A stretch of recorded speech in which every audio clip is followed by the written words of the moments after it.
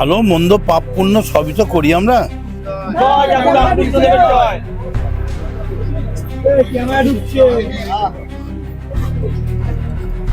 ঠাকুরকে আমরা মাছ রান্না করে খাওয়াবো।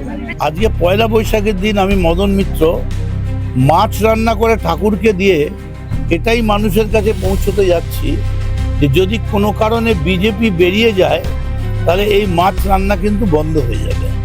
ভোট বড় বালাই, আর তাই আজ পয়লা বৈশাখের দুপুরে একেবারে অভিনব কায়দায় বলা যায় ভোট প্রচার সারলেন এখানকার অর্থাৎ কামারহাটির তৃণমূল কংগ্রেস প্রার্থী মদন মিত্র। এখানে যে একটা কড়াই দেখতে পাচ্ছেন, এই কড়াইতে মাছ রাখা রয়েছে এবং এই মাছের ঝোল একেবারে খুন্তি হাতে কিন্তু মদন মিত্র তৃণমূল কংগ্রেস প্রার্থী রান্না করলেন। এবং এই একটু দূরেই দক্ষিণেশ্বর মন্দিরের ঠিক লাগোয়া এই মহামণ্ডল মঠ রামকৃষ্ণ দেবের মূর্তি এখানে রয়েছে এবং রামকৃষ্ণ দেবকে এই মাছ ভোগী দেওয়া হয় এবং পয়লা বৈশাখের দুপুরে রামকৃষ্ণ দেবকে এই মাছ ভোগী নিবেদন করবেন মদন মিত্র এবং নিজে হাতে সেই মাছ রান্না করলেন আজ মদন মিত্র।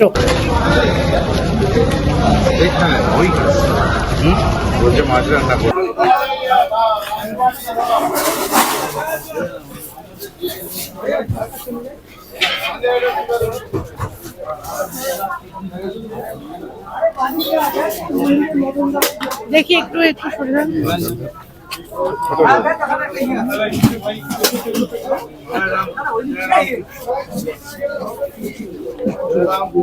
জয় রাম কৃষ্ণ, জয় রাম কৃষ্ণ, জয় স্বামী বিবেকানন্দের জয়, জয় স্বামী বিবেকানন্দের জয়, জয় স্বামী বিবেকানন্দের জয়, জয় রামকৃষ্ণ দেবের জয়। ক্যামেরা ঢুকছে।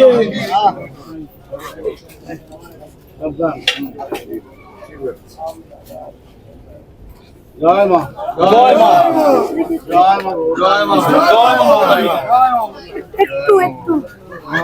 জয় ঠাকুর রামকৃষ্ণের জয়, জয় ঠাকুর রামকৃষ্ণের জয়। আমরা সারাদিন কত কাজ করি, আমাদের আজকে ইচ্ছে হয়েছে আমরা পয়লা বৈশাখের যে দুপুরের মধ্যাহ্নের আহার ঠাকুরকে আমরা নিবেদন করব এবং নিজের হাতে রান্না করে। আমি প্রথম থেকে দেখি আমরা একটু আগে এসে তৈরি করে করে পুজো করতে গেছি। হ্যাঁ, আমরা একটু আগে এই রান্নাটার মশলাগুলো মিশিয়ে বেটে বাটাটা যদিও আমাদের দিদিরা বোনেরা করে দিয়েছে। তো এখন আমি ভেতরে গিয়েছিলাম ঠাকুরের ঘরে, ঠাকুর উৎসর্গ করলাম আর ঠাকুরের থেকে পারমিশন নিয়ে এলাম। ঠাকুর আমাদের ছেলেরাও কেউ খায়নি তোমার জন্য, আমি তোমাকে আমার রান্না করা উৎসর্গ করছি।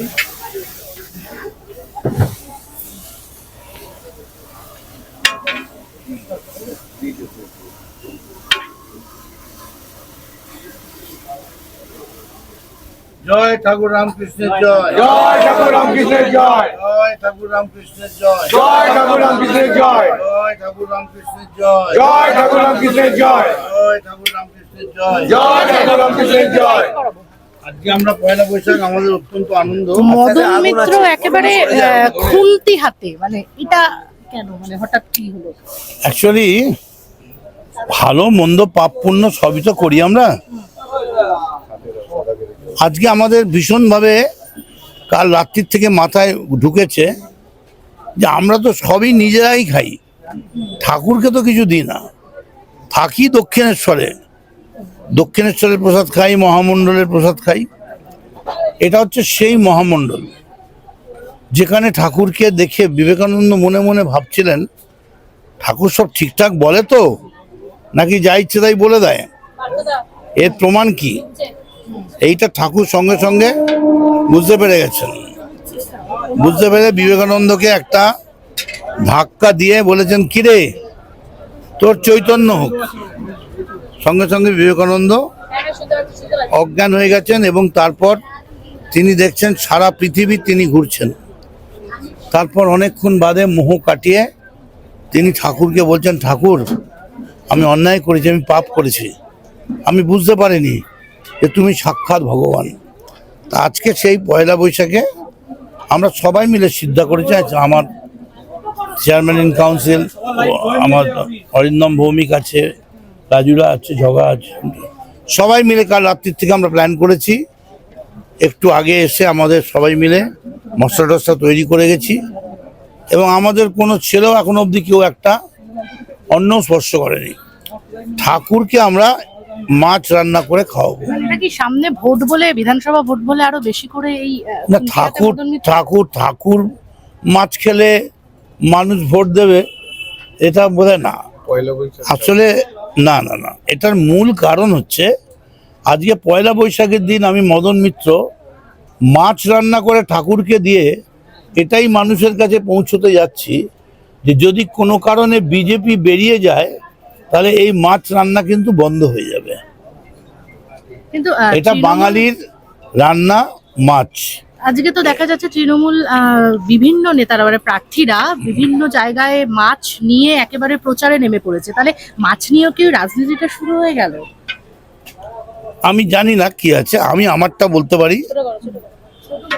আমি আস্তে করে বলছি যে ঠাকুরকে আমরা মাছ দিয়ে আমাদের প্রথম তর দিয়ে দিলাম এবং বিজেপি আসলে কিন্তু মাংস, মাছ, ডাল, তরকারি সব বন্ধ।